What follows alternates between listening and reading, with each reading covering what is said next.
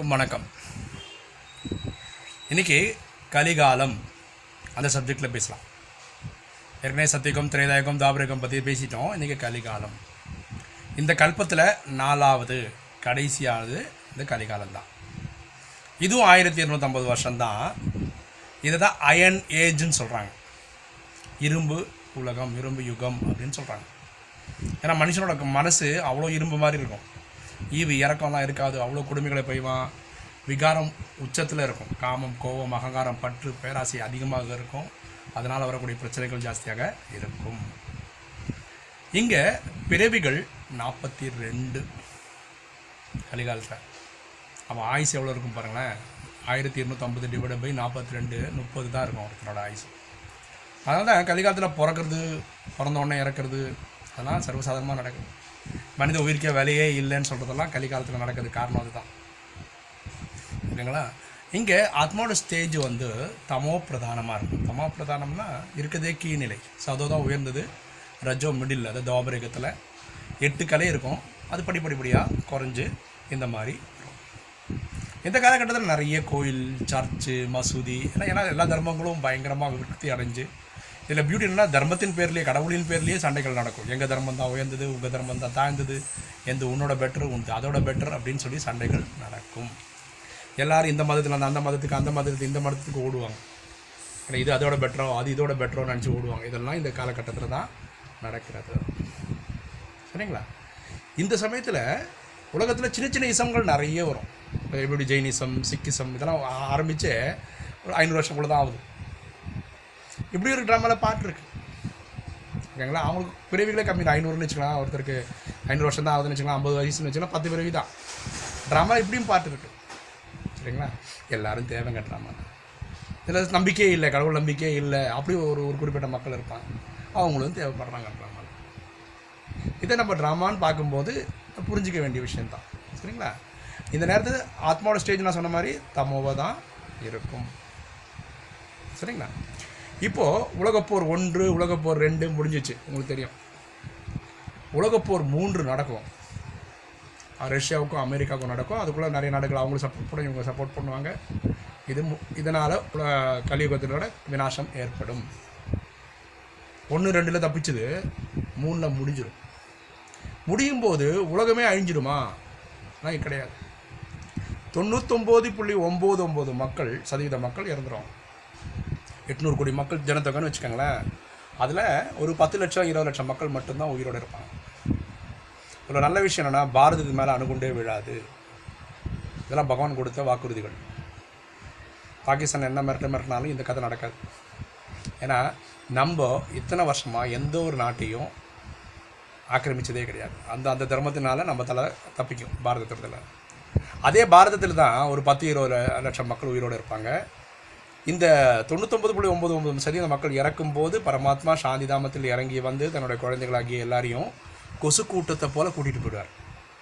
அவருக்கு இந்த உடம்பெல்லாம் தேவையில்லைங்க. உடம்புன்றது இந்த பூமியோட பொருளுங்க. மண் இல்லை, காற்று, இதனால தான் பஞ்சபூதங்களால் தான் இந்த உடல் கிடச்சிது. அதே இந்த பூமியில் விட்டுட்டு வெறும் ஆத்மா தான் அவரோட குழந்தைகள்.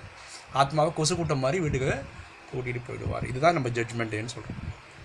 உடனே உலகம் அழியிறது இல்லை. இந்த 10 லட்சம் 20 லட்சம் மக்கள் இருக்காங்களே, இவங்கள வச்சு மக்கள் வாழ்க்கை ஆரம்பிக்கிறாங்க. இந்த 10 லட்சம் 20 லட்சம் மக்கள் நல்லவங்களான்னா அப்படிலாம் கிடையாது. சொர்க்க ஸ்தாபனைக்கு தேவைப்படுறாங்க, அவங்கள பயன்படுத்துகிறாரு பகவான், அவ்வளோதான். சரிங்களா? ஸோ அவங்கள வச்சு சொர்க்க ஸ்தாபனை நடக்கும். கொஞ்சம் வருஷத்துக்குள்ளே மேலேருந்து கிருஷ்ணர் சத்தியுகத்திலேருந்து முதல் முறையாக ஒரு குழந்தையாக பிறப்பார். ஒரு பெரிய பணக்காரர் இருப்பார் டெல்லியில். அவருக்கு ராஜா, அந்த அவரோட குழந்தையாக பிறப்பாங்க.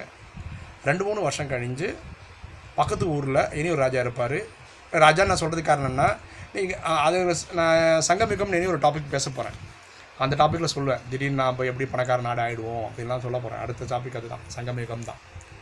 அந்த ராஜாவுக்கு குழந்தையாக பிறப்பாங்க ராதே. இவங்க பெருசாவாங்க. ஒரு கிட்டத்தட்ட ஒரு 25 வயசு இருக்கும்போது லக்ஷ்மி நாராயணனுக்கு கல்யாணம் பண்ணி வைப்பாங்க.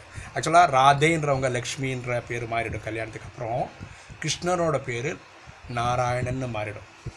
கல்யாணத்துக்கு அப்புறம் பேர் மாற்றப்படுகிறது. நாராயணன் கிருஷ்ணன் தான் நாராயணன் ஆகிறாரு. ராதை தான் லக்ஷ்மி ஆகிறாங்க. இந்த லக்ஷ்மி நாராயணன் தான் சத்தியுகத்தின் ராஜாவாக இருக்கிறாங்க, முதல்ல ராஜாவாக இருக்கிறாங்க. அன்றைக்கி தான் வருஷத்துடைய கல்பத்தினுடைய அடுத்த கல்பத்தினுடைய முதல் டேட், முதல் மாதம், முதல் வருஷம், முதல் யுகம், அடுத்த கல்பம் ஸ்டார்ட் ஆகுது. இப்படி தான் ஆகுது. இதுக்கு முன்னாடி இந்த விஷயங்கள்லாம் நான் எப்படி சொல்கிறேன், 1936 பரமாத்மா கடவுளே இறங்கி வரார் பூமிக்கு, ஒருத்தரோட உடலில் ஏறுறாரு, இந்த நாலேஜை சொல்கிறாரு. அது ஒரு 100 வருஷம் ஓடுது. அதுதான் நம்ம சங்கமிகம்னு சொல்கிறோம். யார் உடம்புல வராரு, என்ன சொல்கிறாரு, என்ன நாலேஜ், என்ன இந்த விஷயங்களெல்லாம் அடுத்த இதில் நம்ம டீட்டெயிலாக பார்க்கலாம். இது கலிகாலம் பற்றி ஒரு போஸ்ட், அவ்வளோதான். ஓகேங்களா? ஸோ கலிகாலம் தான் இருக்கிறதுலே கடைசி ஒரு யுகத்தில். இதே மாதிரி ரிப்பீட் ஆகிட்டே இருக்குங்க. எல்லா வாட்டியும் வரும்.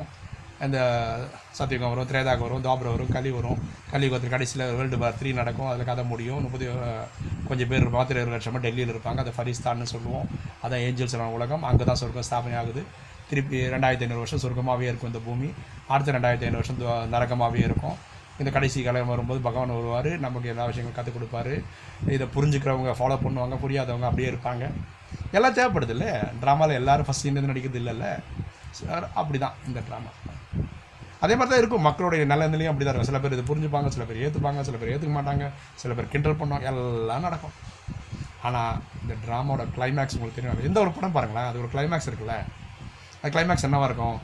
ஹீரோ ஹீரோயின் சேர்ந்துருவாங்க, வில்லனை போட்டு தள்ளிடுவாங்க இல்லையா? இந்த 5000 வருஷம் ட்ராமாவுக்கு ஒரு கிளைமேக்ஸ் இருக்கும்ல. அது என்ன தெரியுமா உங்களுக்கு? எல்லாருக்கும் ஒரு விஷயம் தெரிய வரும், தான் ஒரு உயிர் இந்த புருவ மத்தியில் இருந்து நடிச்சிட்ருக்கோம். உலகத்தில் எல்லாரும் புரிஞ்சுப்பாங்க. இந்த ஆத்மாவின் தந்தையோட பெயர் சிவன் தான்.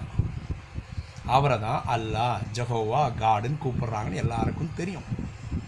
அது தெரியாமல் யாரும் வீட்டுக்கு போக மாட்டாங்க. ஆனால் பியூட்டி என்னென்னா, இந்த கடவுளை புரிஞ்சு தெரிஞ்சு அவளை ஃபாலோ பண்ணுறதுக்கெல்லாம் ட்ராமாவில் அன்றைக்கி டைம் இருக்காது. இன்று இல்லையேல் என்றும் இல்லை. இந்த நிலைமை வரும். எல்லாம் நல்லதாங்க. கொடுத்த சீரி நடிச்சுட்டு போகிறோம், அவ்வளோதானே. இதில் என்ன இருக்குது? இதில் வருத்தப்படுறதுக்கு இதெல்லாம் ஒன்றும் இல்லை. யார் என்ன நடிப்பு கிடச்சது எல்லாம் கரெக்டு தான். சரியா?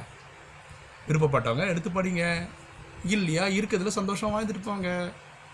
இப்போ சொர்க்கம்னு பைபிளில் சொல்கிறது என்னென்னா, வீட்டில் இருக்கிறது தான். சாந்தி தாமத்தில் 3000 வருஷம் கடவுளோடு இருக்கிறது தான் அவங்க சொல்கிற சொர்க்கம். ஆனால் சொர்க்கம் வேறு எங்கேயும் இல்லையே. இதே பூமியில் சத்தியுகத்திலையும் திரேதாயுகத்திலையும் சுகத்தை அனுபவிக்கிறது தான் சொர்க்கம். புரியுதுங்களா? உங்களுக்கு அப்பா கூட இருக்கிறது தான் சொர்க்கம்னா அப்படி இருந்துட்டு போங்க. இல்லை இந்த பூமியில் எல்லாத்தையும் அனுபவிக்கணும்னு நினச்சிங்கன்னா சத்தியுக திரேதாயுகம் வந்து போங்க. நீங்கள் சத்தியுகத்துக்கு சொர்க்கத்துக்கு கொடுக்குற டெஃபினேஷன் உங்களோடது, அதை எடுத்துக்கோங்க, வாழ்ந்துக்கங்க, அவ்வளோதான். சரிங்களா? இதில் எந்த ஒரு கான்ட்ரவர்சியும் கிடையாது. இந்த வீடியோ உங்களுக்கு பிடிச்சிருந்ததுன்னா சப்ஸ்கிரைப் பண்ணுங்கள், உங்கள் ஃப்ரெண்ட்ஸ்க்கெல்லாம் ஷேர் பண்ணுங்கள். ஓகேங்களா? அடுத்தது சங்கமிகம்னா என்ன, அதுன்னு ஒரு 2-3 வீடியோக்கு அப்புறம் போடுறேன். தேங்க்யூ.